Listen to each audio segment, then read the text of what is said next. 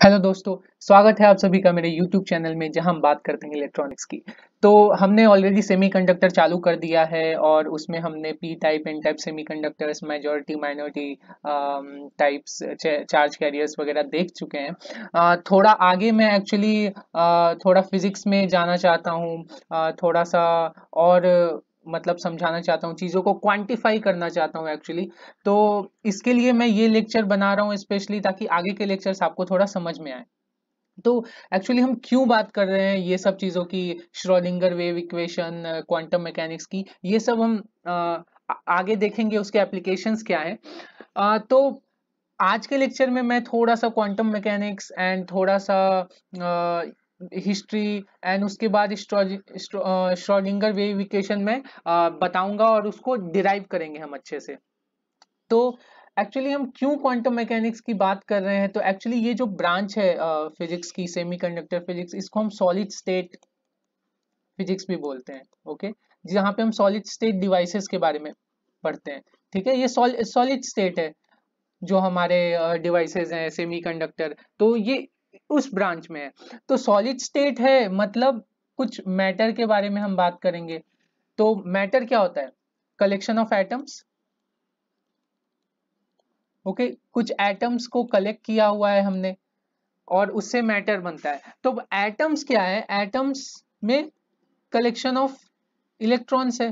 ठीक है, उसमें इलेक्ट्रॉन्स है जो कि निगेटिव चार्ज पार्टिकल है, और प्रोटॉन्स है या न्यूक्लियस आप पकड़ लो। ठीक है, उसमें पॉजिटिव चार्ज पार्टिकल्स हैं। तो ये जो पार्टिकल्स हैं इलेक्ट्रॉन्स वगैरह, इनका क्या होता है? डुअल बिहेवियर होता है। डुअल बिहेवियर मतलब ये एज अ पार्टिकल भी एक्ट करते हैं और एज अ वेव भी। ठीक है, तो हम ये जानेंगे कि कैसे ये करते हैं, बस थोड़ा सा इंट्रोड्यूस कराऊंगा। तो ये जो डुअल बिहेवियर जहां भी आता है तो वहां पे आता है क्वांटम मैकेनिक्स। ठीक है, क्वांटम मैकेनिक्स बहुत भारी भरकम शब्द है और मतलब इंजीनियर्स के तो कुछ पल्ले नहीं पड़ता है, मेरे भी पल्ले कुछ नहीं पड़ता है। मैं इसलिए बस आपको कुछ पढ़ाने नहीं वाला हूँ, बस थोड़ा सा इंट्रोड्यूस कराऊंगा कि ये क्या है, ताकि आगे के लेक्चर्स में हमें इसका थोड़ा यूज होगा, तो बस इसलिए बता रहा हूँ। तो स्टार्ट करते हैं थोड़ा बहुत हिस्ट्री से। तो देखो, पहले क्या होता था, पहले जो भी लाइट वगैरह है इसको एज अ वेव ही माना गया था। ओके, क्योंकि बिकॉज आपने वेरियस एक्सपेरिमेंट्स पढ़े होंगे क्लास 12th वगैरह में भी, young double slit experiment, double slit experiments, वहां पे कैसे डिफरेंट वेवलेंथ्स ऑफ लाइट निकलते थे, डिफरेंट वेव शेप्स निकलते थे, उसको मिला था। एंड प्रिज्म में भी काफी वर्क हुआ है।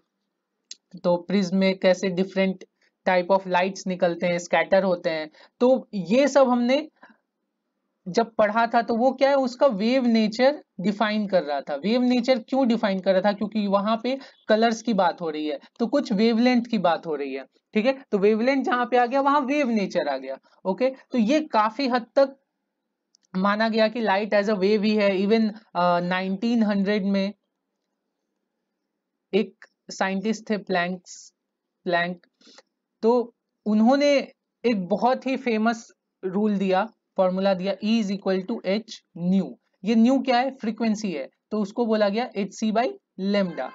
तो ये इसके जो भी लाइट के वेव नेचर को बहुत अच्छे से रिप्रेजेंट कर रहा था, बहुत ही रिफाइंड फॉर्मूला है ये। और जहां पे एच की वैल्यू उन्होंने दी, जो कि प्लैंक्स कांस्टेंट बोलते हैं, 6.26 इंटू 10⁻⁻34, और यूनिट है जूल सेकेंड। ओके, तो सॉरी, ये 26 नहीं है, ये 626 है।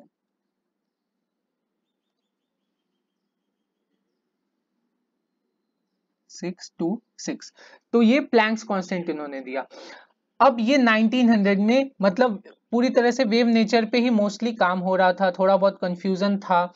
बट 1905 में क्या किया, आइंस्टाइन जी आए। ठीक है, और आइंस्टाइन जी ने क्या फॉर्मूला दिया? सबको पता है ये famous formula, E is equal to M C square. तो इसमें क्या उन्होंने बताया कि एक्चुअली लाइट में ना कुछ पार्टिकल नेचर भी होता है। ठीक है, जो कि उस क्यों क्यों पार्टिकल नेचर कहाँ से आया इस फॉर्मूले, क्योंकि यहाँ मास की बात कर रहे हैं हम, ठीक है। अब वेव्स जनरली जब दौड़ते हैं, वेव्स जनरली जब होते हैं तो वहां मास वगैरह की बात नहीं होती, बट यहाँ पे मास की बात हो रही है, तो इसलिए यहाँ इस फॉर्मूले से इसका पार्टिकल नेचर डिराइव किया गया है। तो इन्होंने क्या बोला कि जो लाइट है उसका ऑलमोस्ट नेग्लिजिबल मास है, बट उसमें कुछ तो पार्टिकल नेचर है। वो अलग बात है कि उसका मास ऑलमोस्ट नेग्लिजिबल है क्योंकि वो इतनी तेजी से दौड़ रहा है, ठीक है, उसकी स्पीड कितनी हाई है, तो इसलिए उसका मास काफी कम होना चाहिए, बट उसमें पार्टिकल नेचर भी है, तो ये उन्होंने डिफाइन किया। अब यहां से पूरा चेंज हो गया क्वांटम मैकेनिक्स, क्योंकि यहाँ पे डुअल नेचर की बातें हो गई। तो अब एक इसके बाद क्या हुआ, 1924 में हमारे साइंटिस्ट है डी ब्रोगली, उन्होंने क्या बोला कि ये जो आप फोटोन वगैरह या लाइट वगैरह की बात कर रहे हो, ये सिर्फ लाइट तक ही सीमित नहीं है, ये पूरे मैटर्स के लिए, दुनिया में कोई भी ऐसे ऑब्जेक्ट जिसमें मास हो उसके लिए ये ट्रू है। तो उन्होंने ये कैसे डिफाइन किया, उन्होंने ये दोनों एनर्जी इक्वेशंस को क्या किए, कंबाइन किए। तो यहां से कैसे कंबाइन करूंगा, mc² is equal to hc upon lambda, तो यहां से c क्या हो जाएगा, कैंसिल, तो mc क्या होगा, मतलब मास इंटू वेलोसिटी है, तो ये क्या हो जाएगा, momentum is equal to h by lambda. तो ये डी ब्रोगली का इक्वेशन दिया उन्होंने। तो मोमेंटम मतलब क्या, कि वो ऑब्जेक्ट का पार्टिकल नेचर डिफाइन कर रहा है, और लेमडा मतलब क्या, वो पार्टिकल का वेव नेचर डिफाइन कर रहा है। तो यहां से ये एक फॉर्मूले से, डी ब्रोगली इक्वेशन से हम किसी भी मैटर के पार्टिकल नेचर और वेव नेचर को देख सकते हैं, ये इंटरचेंजेबल है। और जब भी ये डुअल नेचर की बात करेगी तो प्लैंक्स कांस्टेंट आएगा ही, क्योंकि यही इन दोनों के बीच में ब्रिज है। यहां भी देखो ये क्या है, ये प्लैंक्स कांस्टेंट क्या है, एनर्जी और फ्रीक्वेंसी के बीच में ब्रिज है। तो ये ब्रिज हमेशा रहेगा, ये प्लैंक्स कांस्टेंट क्वांटम मैकेनिक्स में बहुत इंपॉर्टेंट है ये। तो यहाँ पे हमने बात कर ली डी ब्रोगली की। अब उसके बाद एक और साइंटिस्ट आते हैं 1926 के अराउंड। तो 1926 में जो साइंटिस्ट आई, एरविन श्रोडिंगर, यहाँ पे एक डबल डॉट है इनके नाम में। तो इन्होंने क्या दिया, श्रोडिंगर वेव इक्वेशन दिया। ओके, तो श्रोडिंगर वेव इक्वेशन क्या होता है,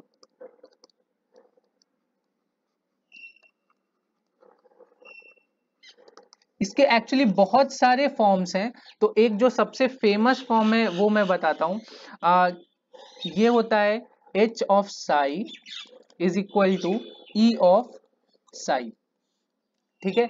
तो ये श्रोडिंगर इक्वेशन इन्होंने दिया। तो इसका मतलब क्या, यार सर यहाँ तो साई साई कैंसिल हो जाएगा, h इज इक्वल टू ई आ जाएगा। यार ये h, इसका ये ना h, ये कोई वैल्यू नहीं है, क्वांटिटी नहीं, ये ऑपरेटर है जिसको हम बोलते हैं Hamiltonian operator. Okay, Hamiltonian operator क्या होता है, ये ऑपरेटर एक्चुअली कॉरस्पॉन्ड करता है टोटल एनर्जी को। Okay, corresponds to total energy operator है ये, टोटल एनर्जी। तो टोटल एनर्जी कितनी होती है, तो टोटल एनर्जी होती है ये kinetic energy plus potential energy, ठीक है। तो काइनेटिक एनर्जी क्या होगा, अब काइनेटिक एनर्जी हम सबको पता है हाफ mv²। ओके, तो ये हो जाएगा half mv² plus potential energy को v से डिनोट किया है। ओके, अब हाफ mv², तो यहां से क्या होता है, mv इज इक्वल टू क्या होता है, मोमेंटम होता है, ठीक है। तो mv is equal to momentum होता है, तो यहां से क्या हो जाएगा, p² बाई 2m, तो हो जाएगा p² by 2m plus v। अब यहां पे p क्या है, मोमेंटम है, तो p एक्चुअली यहाँ पे मोमेंटम नहीं। अब देखो यहाँ पे हैमिल्टोनियन एक ऑपरेटर है, तो सिमिलरली क्वांटम मैकेनिक्स में मोमेंटम ऑपरेटर करके भी एक चीज होती है। ओके, ये चीजें नहीं है लेकिन ठीक है, तुम पचा लोगे, मुझे पता है। अब यहाँ पे हैमिल्टोनियन ऑपरेटर है, जैसे डेरिवेशन, प्लस माइनस, सब्सट्रैक्शन, ये सब ऑपरेटर्स हैं, डेरिवेशन भी ऑपरेटर है। इसी तरह हैमिल्टोनियन ऑपरेटर है, और वो कहाँ से डिराइव हुआ है, टोटल एनर्जी से, तो उसमें मोमेंटम आता है, तो मोमेंटम भी एक ऑपरेटर है। ओके, तो मोमेंटम ऑपरेटर क्या है? तो मोमेंटम ऑपरेटर को डिफाइन किया गया है I H cross del. Okay, मतलब कुछ आई आई आयोटा वाला आई, एच क्रॉस बोले तो एच अपॉन 2 पाई, जिसको हम रिड्यूस्ड प्लैंक्स कांस्टेंट बोलते हैं, और डेल अपना ये डेल बाई डेल एक्स पकड़ लो, या जिस भी फॉर्म में आपको डिराइव करना हो। तो ये मोमेंटम ऑपरेटर है। तो इसका भी एक छोटा सा डेरिवेशन है, बट वो मैं अभी स्किप कर रहा हूँ, वो उतना इंपॉर्टेंट नहीं है।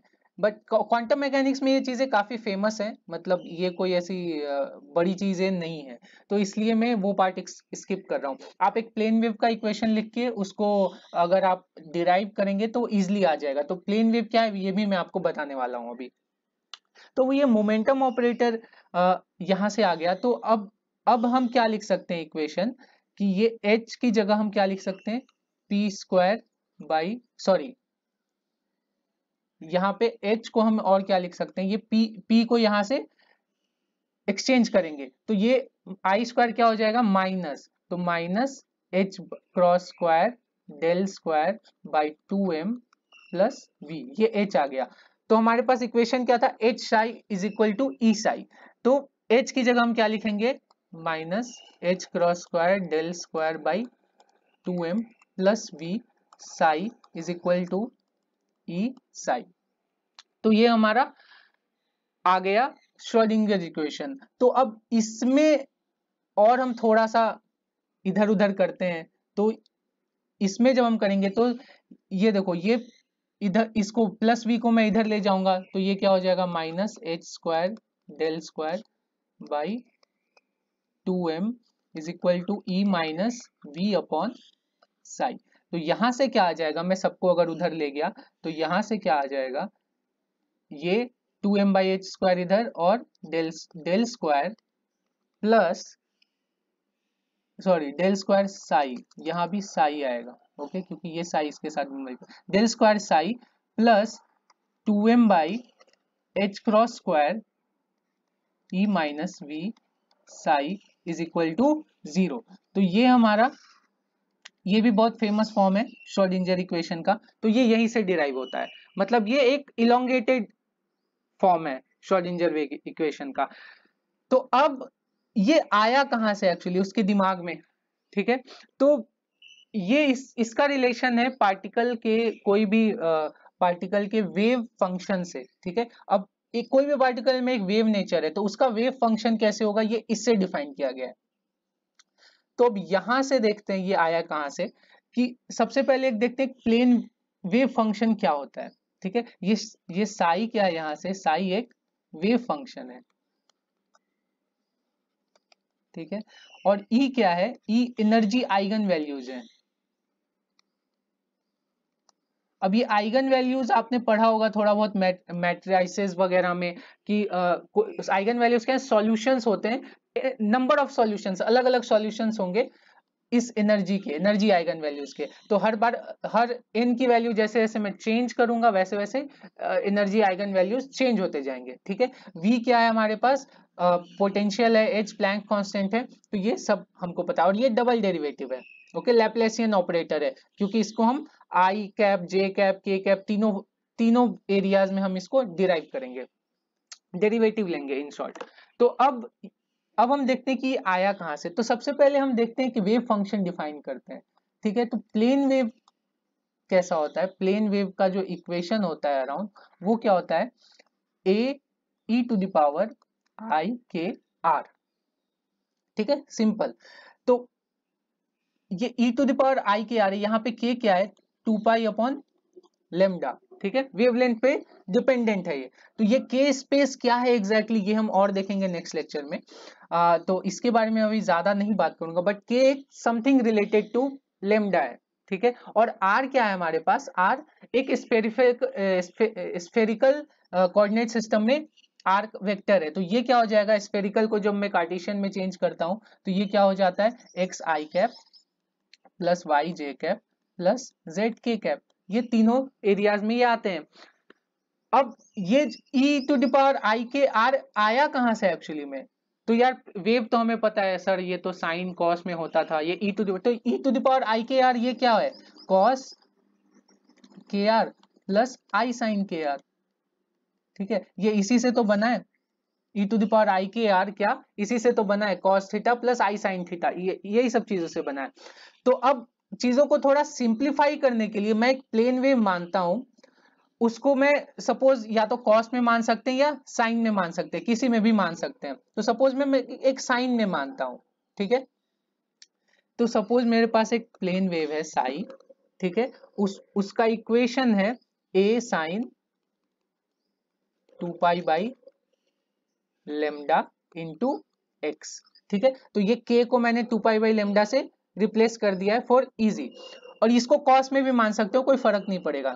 तो यहां से मैं क्या करूंगा, चीजों को थोड़ा सा अब डिराइव करूंगा, जो हमारा श्रोडिंगर इक्वेशन है, तो उसमें हमने क्या देखा था, कुछ डेल स्क्वायर है, ठीक है, तो डेल स्क्वायर हम निकाल लेते हैं यहां से। ये मैंने एक्चुअली सिर्फ एक्स डायरेक्शन में माना है, ये एक्चुअली तीनों डायरेक्शन में होगा, एक्स वाई जेड में, तो अभी सिंप्लीफिकेशन के लिए सिर्फ एक डायरेक्शन में मानेंगे हम।